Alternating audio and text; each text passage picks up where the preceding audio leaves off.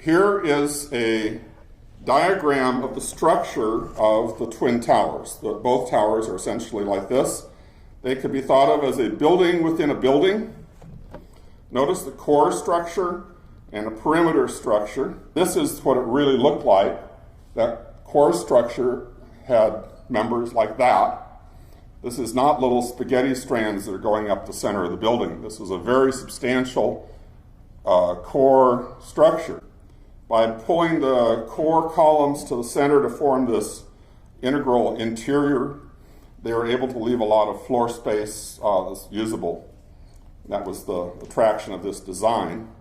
This is a hat truss at the top that ties the tops of the columns together and helps to share the load. And then these are the floors. And then there's floor structures underneath. There are girders under here that, I guess you'd call them trusses under there, that support the floors. These are what the perimeter columns are like. They're 3 stories at a time in these wall units. So this one that's being hauled up over here is 3 stories tall, 14-inch square box columns, about 1 meter apart. And each one of these is about 4 tons. They vary depending on how high they were in the building.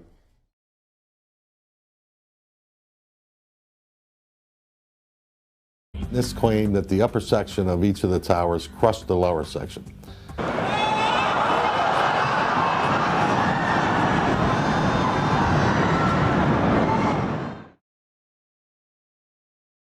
The top section, pushing on the bottom section, it's going to meet equal forces as it goes. Both sections are going to be demolished at the same rate. So by the time you've crushed up 15 stories below it, the top 15 stories are also going to be crushed. And so there's nothing left now to crush the rest of the building. Something of this kind is what we should have seen when the top section of the towers collapsed onto the lower one. The upper and lower sections should have mutually destroyed each other until all the energy is dissipated and the system comes to a rest.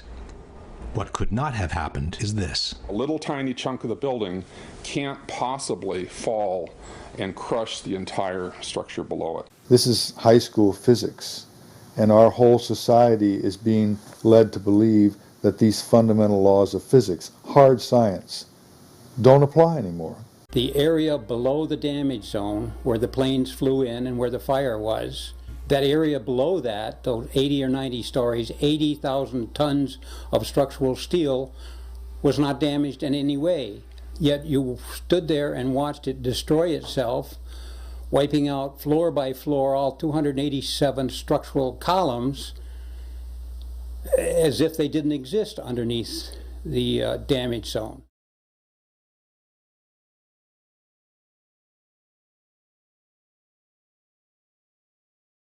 You're looking for a jolt, that this thing, if it actually comes down and hits, you should be able to see the point at which they actually impact, because it would actually slow down the motion of the falling block. It never slows down. It accelerates the entire time. And that was what was extremely significant. So I published a paper about that. It's in the Journal of 9/11 Studies. And so if you had the top section acting like a pile driver, if in fact it actually hit and made an impact, it was effectively crushing anything, pushing hard on this core structure below it, the core structure is going to push back equally hard. And that's what's going to cause the top section of the building to slow down. But here you have this block continuing to pick up speed. It's not slowing down, it's speeding up. And the only way that can happen is to say it is not crushing the bottom section of the building.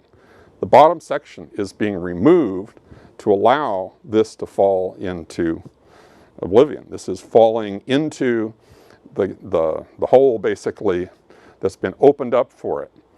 The rate of fall is not free fall. That's, you might have heard that occasionally. A lot of people talk about how it's free fall or close to free fall. Yeah, it's 2/3 of free fall if you actually measure it. It's falling at 2/3 of the acceleration of gravity.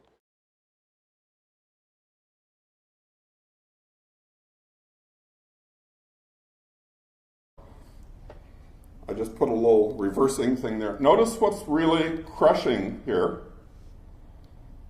Do you notice anything happening at this level? Fire. Yeah, but is it moving down the building? No.